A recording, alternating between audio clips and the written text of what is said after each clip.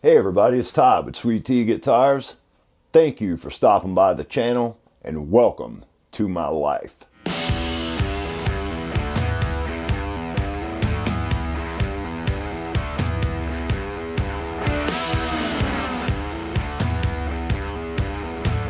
So I'm guessing by now you guys have seen my intro video for the Great Guitar Build-Off.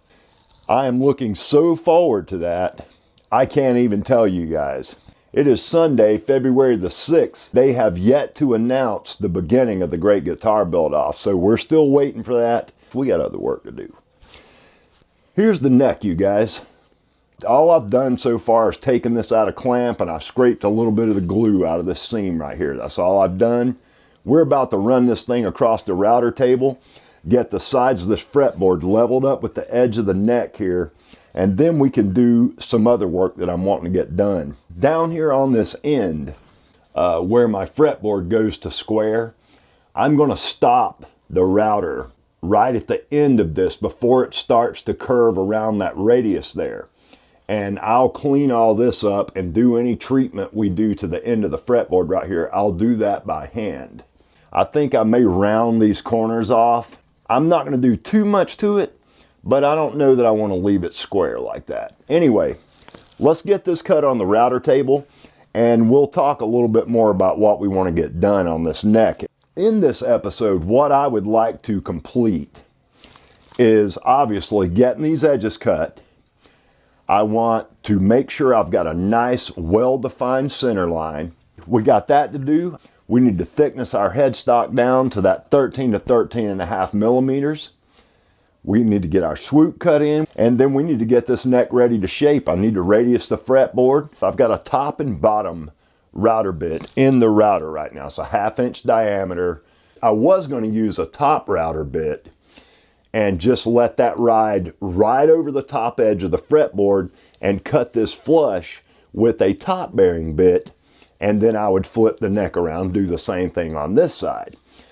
But I started to notice my grain run out is actually terminating on the edge of the fretboard. It's not straight grain. I did not want to take a chance if the router bit's spinning this way into that edge. I'm taking a chance on getting some tear out, and it's literally doing the same thing on both sides. On this end, it's down here. On this upper side, it's up here. So I need to cut this with a bottom bearing bit, let it ride the neck so the router bit is spinning into that grain, not against it. Just thought I'd let you guys know that real quick before we got rolling, in case anybody had a question about it.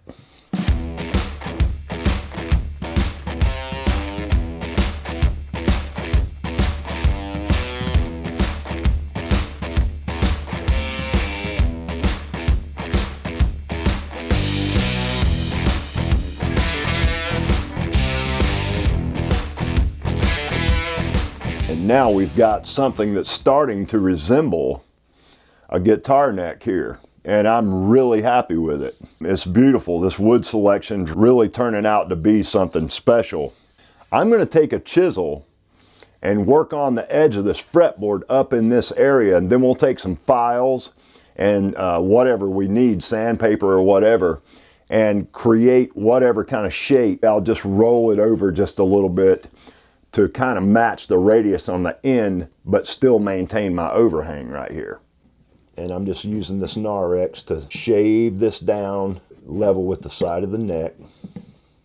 We'll turn this over and we'll do the same thing. These Narex chisels are so great. The quality of the steel they use in these things is really great. Like that.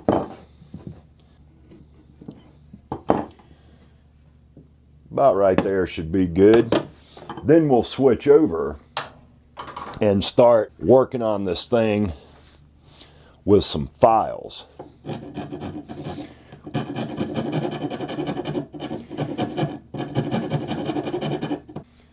So that's really all I was talking about doing. It was just starting a round over right here. We've still got so much work to do on this neck. There's really no sense in us trying to do any finish work on this fretboard at this point. I'm trying to, pay really close attention to what order I do these things in to make certain that I don't get ahead of myself. I've already got a nice center line in this. Now that we've cut the sides of this fretboard off with the router table and the neck's where it's at, we'll take a couple of measurements first, but I'm going to take my flatboard sander and run it down the sides of this neck because I can feel a little bit of router bit chatter down through there. We got tons of sanding to do, so I'm not that worried about it, but I would rather start with a flat surface. Now the neck's been in clamp, it's got a fretboard glued to it, and it's been like this for about 3 days now. So any movement that is gonna occur has pretty much already occurred. I want to reestablish a hard center line on the front and the back of this neck. Everything else we do on this is going to depend on that, so let's go ahead and get that done. I'm going to use the Incra for this, and we will mark out the first one right down here on the nut line. I love the Incra so much. I mean, it is an absolute useful tool when it comes to guitar building. So I'm going to take my 0.5 millimeter pencil. Instead of marking outside up here, we'll use the slot in the Incra. So there's our center line. We're going to come down on this end and we'll do the same thing down here. All right. Same deal. And we want to mark that. I'm going to continue to use this 0.5 millimeter pencil just so we get a nice fine line down this fretboard.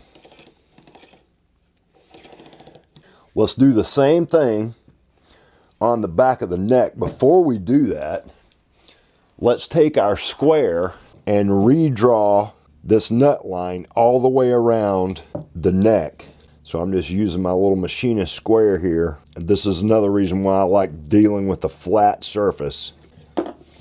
All right, so there's our nut line drawn around the whole circumference of the neck. Let's take the Incra one more time down here on this nut line, or just shy of it. That should be good. All right, there's that line. Now let's come down on this end of the neck and let's do the same thing.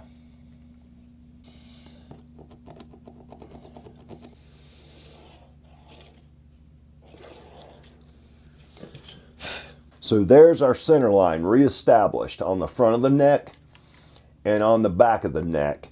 The back of the neck one, that one will become important when we start to draw out our transition areas at the nut and at the heel. The fretboard one is absolutely crucial because once we put this neck down inside the pocket, once we get this slot cut in the body for our truss rod nut, we'll be able to lay our 36-inch ruler lined up on the center line and double check our alignment down the center line of the body to make sure our bridge placement winds up in the right place. There she is, you guys. This is the neck for the giveaway build. I'm at about 19.5 millimeters thick, right at 20 millimeters thick on the neck wood itself. My fretboard is about 8 millimeters thick, so it's too thick. This neck blank's at 28 millimeters thick right now. I want to get it down to 25.5 millimeters thick. So we need 2.5 millimeters taken off of this neck blank. What we're going to do right now is take about 1.5 millimeters off of this fretboard on the spindle sander. I'll reset the jig up and we'll sand that last 0.5 millimeter or so off the back of this neck. And that'll give me a nice clean surface, and about 0.5 millimeter over, we can take care of that when we go to radius the fretboard. So let's get that going.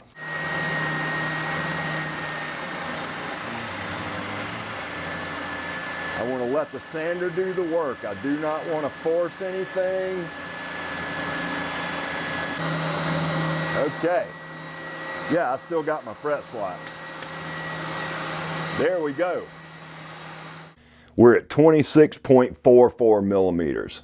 So in order to assure myself that I've got a nice flat surface to run this fretboard through when I go to sand that last millimeter off of the back of this neck, I want to make sure that the surface I'm referencing from is flat as well. I'm going to pan down and let you guys check this out. And I'm not really trying to remove too much material here.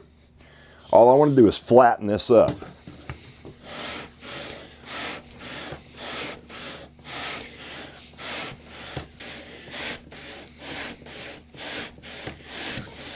That's dead on it, you guys. That is a great tool. If you guys have an opportunity to get yourself one of these, this is a auto body file board. Make sure you get the rigid kind because they make them that are flexible. This thing will absolutely flatten a piece of wood in no time based on what grit you use on here. This is 80 grit, 3M green core sandpaper on here. The green core is really high quality paper. 26.5, perfect. I want to get this thing down to between 25.4 millimeters is 1 inch. We know our neck pocket is at 16 millimeters deep, which is ultimately right at 5/8 of an inch. Fender guitars subscribe to a 5/8 inch deep neck pocket and a 1 inch thick neck at the heel. That gives you pretty much the perfect amount of fretboard above the surface of your body and allows your strings to ride at the perfect level over the top of the pickups and meet the bridge saddles in the middle of their travel. So that's what we're shooting for. I got my little stainless steel metric ruler right here, and I'm just going to tap this fence forward.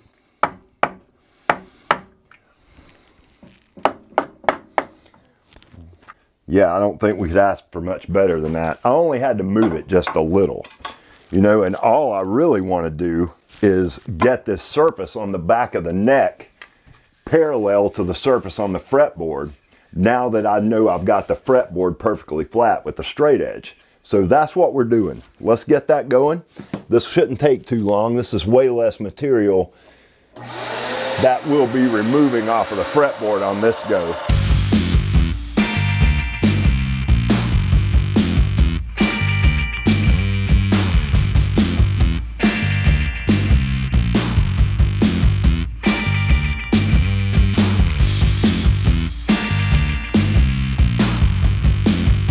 Take our flatboard sander again. I'm going to sand on this for just a few strokes. And I'm just going to draw some witness lines down through here. That way we can make sure that we're taking the same amount of material off all the way down.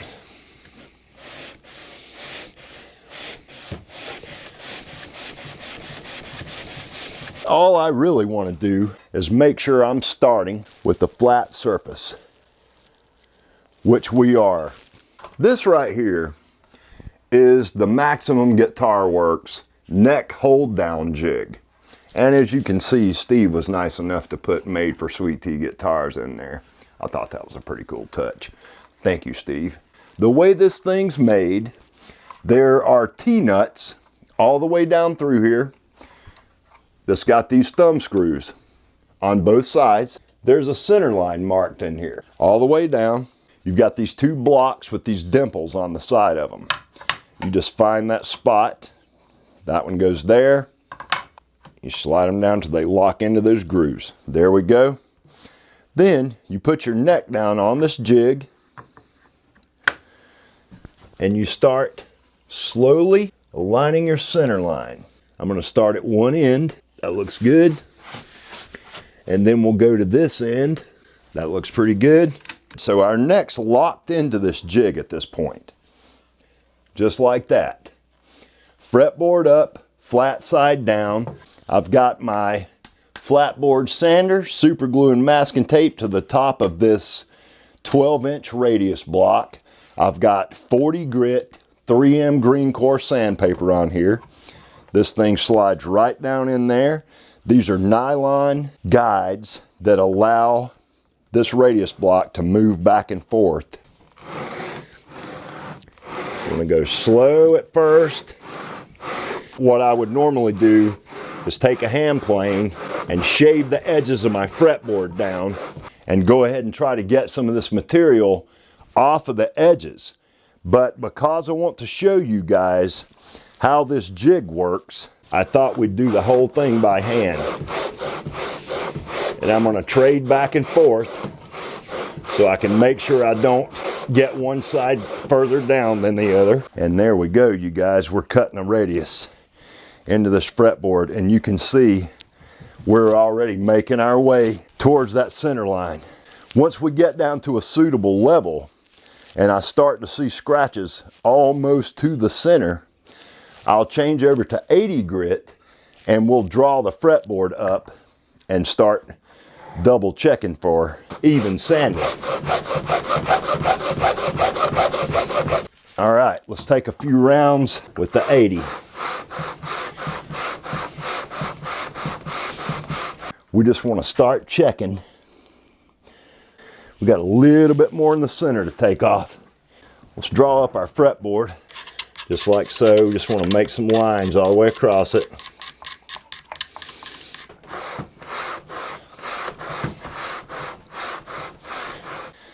Our pencil lines are all gone. We got 180 on the block at this point. Same thing. We're close enough at this point to where I don't need the radius block anymore. We've got the fretboard radiused pretty much. I left myself about 0.3 millimeters. We're at 25.7 millimeters thick at the center of this neck blank right now, or this neck. It's not a blank anymore. Sorry about that. I left that extra meat on here because I know I'm going to have to do some sanding after I mount this 12th fret marker that we're going to put on here. I'm waiting on some abalone to get here before I do this. I've got my spindle sander set up to dimension down this headstock thickness.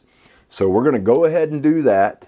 We'll get our side dot markers marked out, drilled in, and I want to show you guys something I picked up. So I was looking for inlay ideas, or just specifically for side dots. And you know, a lot of guys were talking about using Lumilay dots, and they've got the black tube series where it's a black with a piece of Lumilay in the middle. You can get it that glows green or blue. But man, I went on the Lumilay website, and a 60 millimeter piece of Lumilay is $27. While I was combing through eBay, these are little 3 millimeter Lego lightsabers. That's what these are. They come in about 30 different colors. They're 31 millimeters long. I got 2 of these, which is enough to do a guitar and still have a little bit left for side dot markers. They are glow in the dark. I got these for $4, including shipping. I thought this was a pretty cool addition. I'm going to use those in this guitar. Thickness in the headstock. Let's get on it.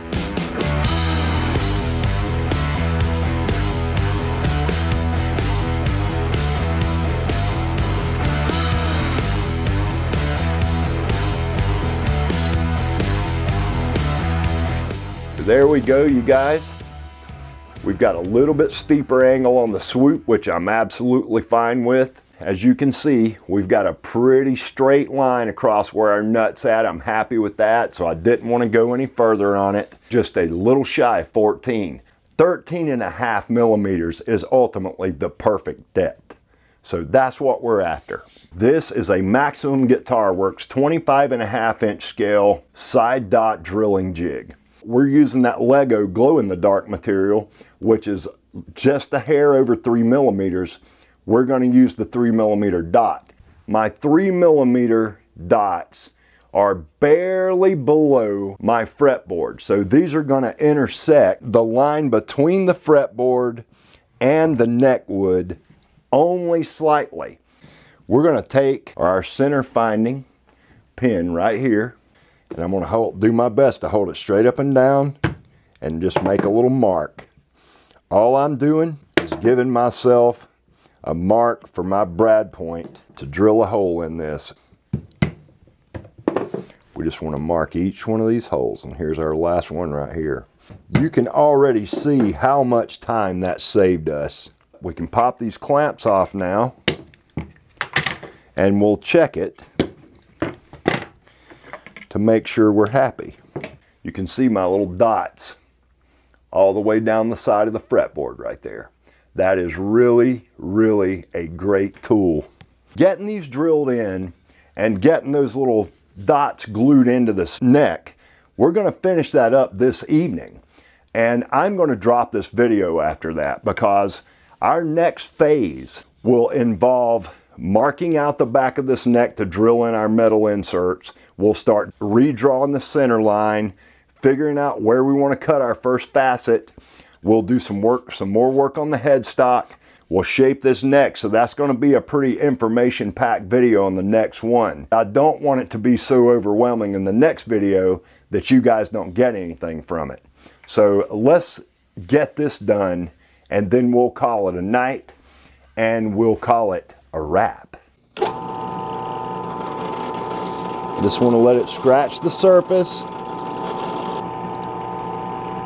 I'm going to turn this off and check every single one of these that we do. I'm going to clamp it to the drill press. It'll cost us a little bit more time, but I really don't care about that. This is crucially important. That looks good. Let's do it. I'm just going to scratch it. I'm going to go to depth with it. I don't want to go overboard with the super glue.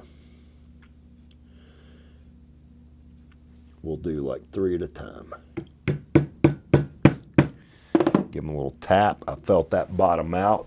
Then we'll take our little flush cut saw.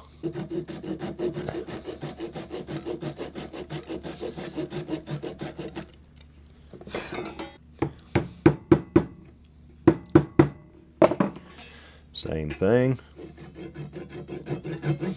I want them a little proud.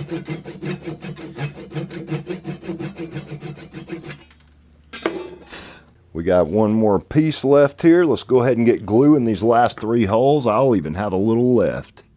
I may decide I want to put a little glow-in-the-dark signature dot somewhere. All right, there we go, you guys. Custom glow-in-the-dark fret markers from a Lego stick. In the next video, what we're going to try to get done is, once my abalone shows up, I'll drill in a 12th fret marker. We will get that installed. I will final sand this fretboard up to about 600-800 grit. We'll wipe a coat of Osmo extra thin wood wax on this fretboard, 1 coat only. And then we will let that cure for a day. I will come back the next day. We'll put frets on this thing. We're going to final sand this headstock. We're going to check our tuner placement, make sure everything's good. We'll go ahead and pre-drill in our holes for the tuner screws. We'll draw in our headstock and our heel transition. We'll get our threaded metal inserts installed. We'll get the body routed so it can accept this truss rod adjustment nut here. That's pretty much the only thing we'll do in the body on the next video. I'm going to leave it in that state. We won't do any leveling and dressing or anything like that to the frets until the neck is installed onto the body. In its final form. That will give this neck time to rest after it's been carved, and after I've got some finish on this neck, a couple of coats at least, and we'll leave this neck hanging while we finish up the work on the body. We'll make sure that this neck does not move at all. If it does, we can take care of that before we go to the body with it. Once that happens, we'll be able to level, crown, and polish these frets on this guitar. This thing's going to be so beautiful, you guys. I cannot wait to see what this thing's going to look like in the end. And I cannot wait to gift this thing to one of you guys. I'm looking so forward to that. I hope you enjoyed the video, you guys. I hope everybody has a great weekend coming up here. I can't wait for the announcement for the Great Guitar Build-Off to begin. But until then, we're going to just keep cracking on this guitar. You guys join me back here for the next video. And until then, peace and love.